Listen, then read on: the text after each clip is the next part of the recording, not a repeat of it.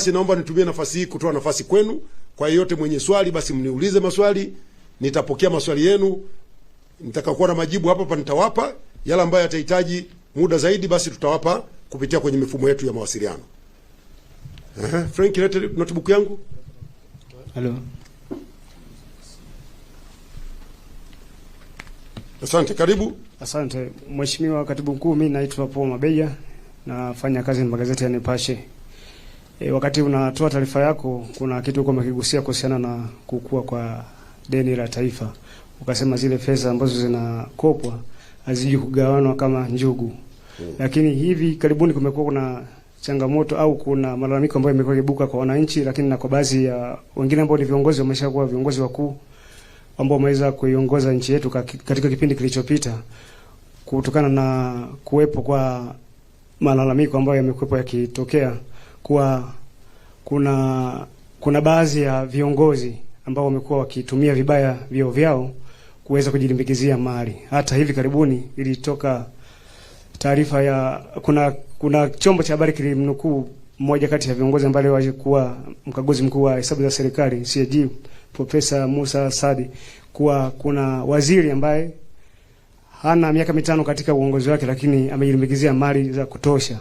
Sasa ningetaka nijue labda kauli ya serikali kama malalamiko hayo ambayo yamekuwa kitoka, nini hatua mnachukua, lakini pia ni kitu gani ambacho nyinyi mnadhani kimetokea kwa kufikia katika hali hii hapa. Asante sana.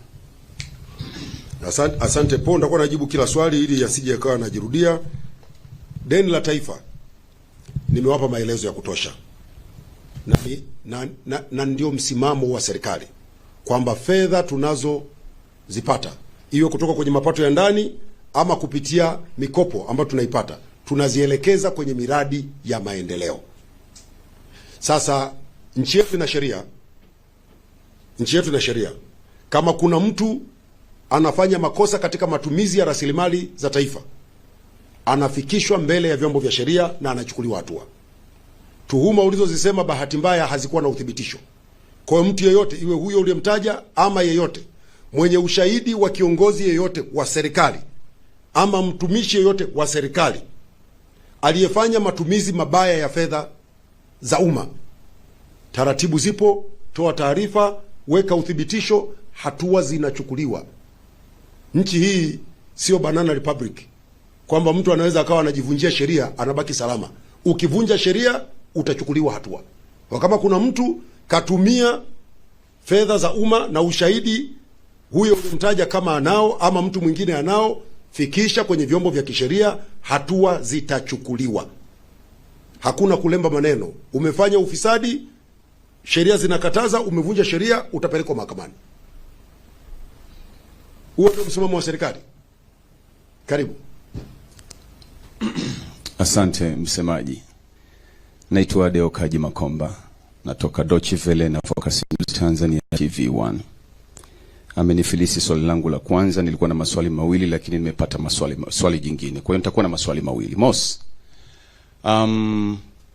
tumesikia hivi karibuni kwanza rais akizungumza kuhusu matumizi kupunguza ndani ya serikali, ikiwemo matumizi ya magari mengi katika misafara, ikiwemo msafara wake mwenyewe. Bi mkubwa akikiri kwamba anaanza mwenyewe. Imepita miezi kadhaa. Na hivi majuzi kabla ya kuhitimishwa bunge, wabunge walizungumza sana kuhusu serikali imekuwa ikiwa na matumizi makubwa, hususan magari ya kifahari, tunaona ma VXR na mengineyo. Na hapo umezungumza kwamba tunakopa fedha na tunaziona kweli zinaelekea katika ujenzi wa miradi ya kimaendeleo ambayo Watanzania wananufaika nayo kwa namna moja ama nyingine. Je, kama serikali alilolizungumza bi mkubwa, na mzungumzia Rais Samia Suluhu Hassan na hapa karibuni viongozi wengine wakizungumzia matumizi ya haya magari ya kifahari, mashangingi na ma VXR, mnaacha lini? Kwa sababu tunayaona yanaunguruma. Hilo ni moja. La pili, nikimalizia ili nisichukue muda mrefu, tunaiona SGR ikioperate ama ikifanya kazi kutoka Dar es Salaam Dodoma. Kwa kweli ni faraja kubwa. Sisi wengine tumechoka sasa, jua linazama, kusafiri kwa basi Dodoma mpaka Dar ni muda mrefu, umri unakwenda pia. Lakini tumegundua kwamba SGR iliyopo hivi sasa labda kuna uwalakini ndani yake, na nitapenda majibu kutoka kwako.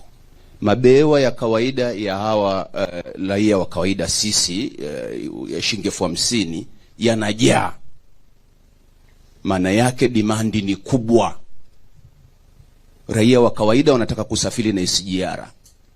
Alafu haya mabehewa mengine tunazungumza ndio yale ya kifahari, sijui Rakshale, sijui Royal, mnayajua nyie kategori zake. Ya bei za laki na kwenda juu. Yanakwenda Dar es Salaam yako empty. Huu ni utafiti nilioufanya. Na ukitaka kupata safari ya hiyo shilingi 50,000 kwa leo huwezi kupata mpaka ukate siku 4 before. Sasa swali langu la msingi, serikali inachukua juhudi gani za makusudi kuharakisha kuongeza mabehewa? Au kama haya yanayozungumzwa Royal yanakwenda empty, kwa nini yasibebe hawa raia wa ngazi ya chini ili uchumi uweze kwenda juu? Msigwa, naomba majibu yako tafadhali. Kwanza nitakupa tiketi moja ya Royal na wewe usafiri kama hujawahi kusafiria. Najua, lakini na mimi nakwambia wewe umeniambia hujawahi kusafiria, nitakupa tiketi ya Royal usafirie ili ukaone, kwa sababu najua Deukaji Makoba unafanya kazi kubwa na nzuri. Na nianze na jambo hili. Ni kweli baada ya kuanza kutoa huduma za SGR tumepata changamoto kubwa ya mahitaji makubwa kuliko treni tulizonazo ambazo zinatoa huduma. Kwa sababu kweli hata sisi hatukutegemea ingekuwa hivi. Tuliamini ingekuwa, lakini nikuhakikishie hakuna mtu anayenyimwa nafasi ya kusafiria kwenye madaraja yaliyopo kwenye treni. Wote wamepewa nafasi sawa. Sasa madaraja yale wakati mwingine unaweza ukaona behewa lina viti viko wazi. Lina viti viko wazi haina maana kwamba vile viti wamezuia watu wengine. Tumekuwa na changamoto kubwa ya watu wanalipia kiti alafu siku ya safari haji. Treni inapoondoka haji. Hasa kile kiti amekihifadhi yeye. Kwenye treni unakwenda mpaka muda wa mwisho kabisa uliowekwa, ndio hapo kile kiti kinaweza kikapewa mtu mwingine. Ikitokea hajatokea mtu mwingine, yule aliyekilipia kiti chake anabaki na nafasi yake. Lakini ni jambo ambalo tunalifanyia kazi kupitia TRC, tuone namna bora ya kufanya. Moja ikiwa ni kuongeza mabehewa, tuongeze safari nyingi zaidi kwa sababu tumeona mahitaji ni makubwa zaidi. Lakini Deukaji, ziko nyakati nyingine pia ambapo treni pia haijai. Sio nyingi, lakini ziko nyakati zingine pia treni haijai. Lakini haya yote tunayangalia, na hili ulilolisema tunaliona kwa umuhimu mkubwa kwamba kuna ulazima wa kuongeza mabehewa ili Watanzania wengi waweze kupata nafasi ya kusafiri kupitia SGR. Na endeleeni kutumia SGR. Tumeanza, kadiri tunavyokwenda tutazidi kuboresha huduma yetu, tuongeze upatikanaji wa huduma, watu wapate hizo tiketi kwa urahisi zaidi. Umezungumza kuhusu kupunguza matumizi. Ni maelekezo ya serikali na utekelezaji wake umeanza. Hasa Deukaji, hatutaweza kuuza yaliopo ili tutekeleze. Yaliopo yatakuwa yanatumika, lakini hatununui mengine, sababu ni maelekezo yametolewa kwa kiwango ambacho tutakipanga, kwa sababu bado hatujafanya mabadiliko ya mfumo wa ununuzi wa magari ya serikali. Maelekezo yametolewa, ofisi ya waziri mkuu ambayo ndio inahusika na eneo hili wanaendelea kuchakata, watatoa utaratibu ambao tutakuwa tunauzingatia. Lakini kwenye matumizi ya magari ambayo tayari tumechukua hatua madhubuti. Mheshimiwa Rais mwenyewe alieleza siku ile kwamba wasaidizi wake wanasafiri kwenye vibasi. Sisi aliposema tu vile na sisi automatic tukachukua. Kuna magari siku hizi yanaitwa Kasongo. Tumepunguza movement za Kasongo. Nyinyi angalieni Kasongo sasa hivi zimepungua mjini kwa sababu watu wanatumia public transport. Mimi leo nasafiri na kwenda Dar es Salaam. Gari yangu nitaiacha Dodoma. Ndio kupunguza matumizi kwenyewe. Maafisa wa serikali wanaokwenda Dar es Salaam wanapanda SGR, wakifika pale kama hakuna ulazima wa kuwepo na gari ya serikali Dar es Salaam, anatumia public transport, anamaliza kazi yake, anaondoka. Halikadhalika kwenda kwenye maeneo mengine nchini, kwenye mikoa mbalimbali, pale ambapo hakuna ulazima wa kutumia gari ya serikali, tunatumia njia nyingine za usafiri kwa ajili ya kupunguza. Lakini pia tumesikia michango ya wabunge. Serikali ni sikivu, tunakwenda pia kuangalia maeneo mengine ambayo tutaendelea kupunguza bila kupunguza huduma za matumizi ya serikali, tukajikuta wananchi hawapati huduma. Ukakuta madaktari hawaendi kutembelea wananchi kule vijijini kwa ajili ya kutoa huduma za mkoba. Mkoba mnaifahamu? Zile outreach programs. Inabidi watu waende wakahudumiwe kule vijijini. Hasa uwezo kumnyima daktari gari anakwenda kutoa chanjo kijijini ili Watanzania wenzetu wapone. Kwa hiyo tunakwenda kuliangalia, tupunguze matumizi lakini bila kuathiri huduma kwa wananchi. Swali jingine? Ndio. Karibu Mzee Mwekenda. Yeah, mimi naitwa Richard Mwekenda wa CCM Blog na kamanda wa Matukio Online TV. Umeeleza mpango mingi ya serikali, hongera sana, lakini mimi wasiwasi wangu ni kwa utekelezaji wa hiyo miradi mbalimbali ya maendeleo. Je, wale ambao wanakwamisha kwa makusudi utekelezaji wa miradi mbalimbali ya maendeleo, serikali ili kufikia dira 2050, serikali imejipangaje kukabiliana nao hao, au mtakuwa mnawachukulia hatua gani? Asante Mwekenda. Utekelezaji wa miradi mbalimbali ya maendeleo tumejipangaje kuhakikisha hakuna mtu anayekwamisha? Umeuliza swali kubwa na la msingi sana. Katika utekelezaji wa hii mipango wanahitajika Watanzania, wanahitajika watendaji, wataalamu mbalimbali kwenye maeneo mbalimbali. Cha kwanza, serikali sasa hivi imewekeza katika mifumo ya kufuatilia utendaji wa watumishi wa serikali. Mnayeniona hapa na mkutano huu unaofanya ni sehemu ya majukumu ambayo yapo kwenye mfumo. Nisingefanya huu mkutano, nimetengeneza hoja ya ukaguzi. Kwa hiyo ofisi ya mkaguzi na mdhibiti mkuu wa hesabu za serikali wanafanya kazi yao. Tunayo ofisi ya mkaguzi wa ndani, lakini tunayo ofisi ya waziri mkuu ambao wana jukumu la ufuatiliaji wa utekelezaji wa ilani na mipango mbalimbali ya maendeleo. Ambaye atakwamisha kupitia kwenye mifumo anajulikana. Akijulikana, hatua zinachukuliwa.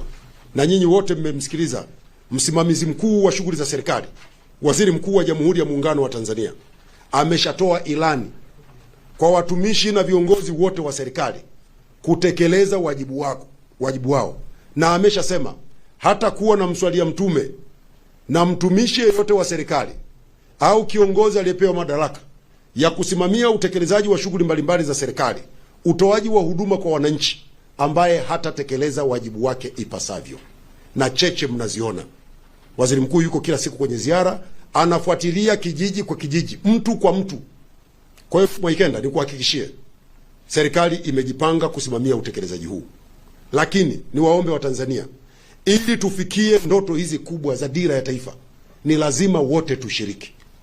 Kila mmoja tushiriki. Na niwaambie, najua watu wengi huwa wanapenda kubisha. Na mimi ndio wamenifanya kama shamba la bibi la kunisema. Watanzania, nchi yetu itajengwa kwa kazi. Tunataka haya tuliyosema 2050 yatimie. Ni lazima kila mmoja afanye kazi. Ni lazima tuzalishe. Hizo nchi ambazo wale jamaa wakija huko kwenye mikutano wanazisifia, watu wake wanafanya kazi. Mimi na jamaa zangu wanaishi Marekani. Unaenda pale hata kukutana naye uwezi. Mtu anafanya mpaka kazi 3 kwa siku moja. Yana anatoka hapa anaingia saa 1, anatoka saa 8, anaingia hapa saa 10, anatoka saa 4 usiku. Baada ya kutoka hapa anakwenda bar kwenda kuhudumia watu. Unajua kuna vitu vingine walioko huko Ulaya huwa hawasemi. Anakwenda kuosha vyombo, anapata pesa. Wanafanya kazi. Mmenielewa? Lakini sasa sisi huku Tanzania ni maneno matamu hivi. Hapa unajua tutakupatia mkopo, tutakupatia hiki, basi mtu anyosha mguu, anatulia. Kwamba hii kazi itafanywa na serikali. Tukifanya hivyo, dira hii hatuifikii. Ni lazima kila mmoja afanye kazi. Jambo la pili, lazima tuhakikishe nchi yetu imetulia. Hakuna nchi inafanya maendeleo kama hakuna amani. Watu wanavurugana. Huyu anatia watu hasira, huyu anadhalilisha wenzake, huyu anatukana, huyu anafanyaje. Tukifanya hivyo hatutafanikiwa, hatutoboi. Na niwaombe sana ndugu zangu waandishi wa habari, tusichoke kuandaa maudhui ya kuhamasisha amani na utulivu wa nchi yetu. Tukifanya hivyo, haya mambo yote yanawezekana. Nataka niwaambie jamani, Wakinga wanasema the sky is the limit. Hakuna kisichowezekana. Kufikia uchumi wa dola za Marekani trilioni 1 inawezekana. Waliofika huko ni binadamu, wana vichwa, wana mikono kama sisi na wana akili kama za kwetu. Lakini sisi tuchague. Tumekubaliana kwamba sasa tujielekeze kufikia kwenye hatua hii, ama tunataka tuwe tunakesha majukwani tunabishana. Huyu anasema hiki, huyu anasifia wazungu, huyu anasifia nani?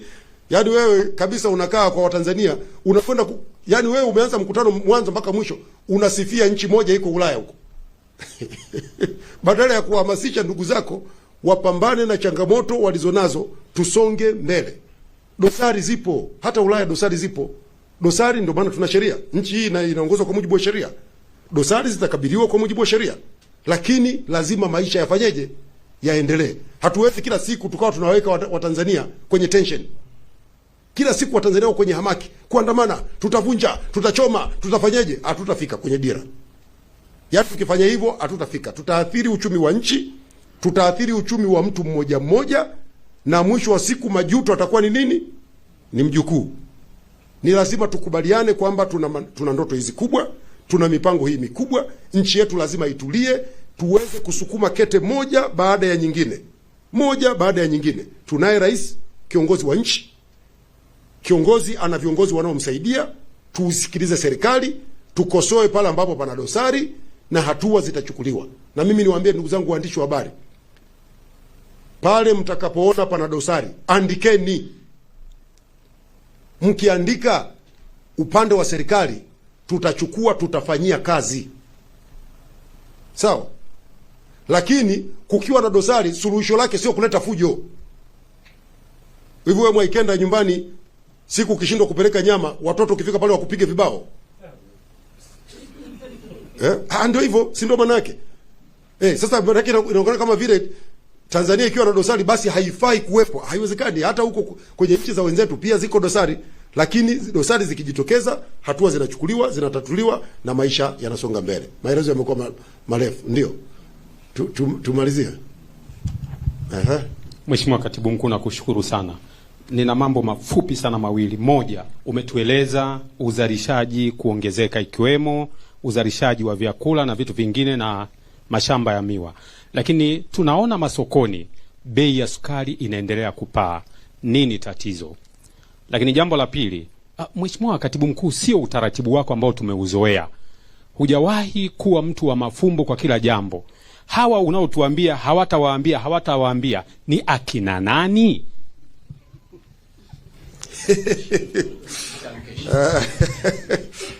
Hao ambao hawatawaambia ni kina nani? Ni ambao sitawaambia.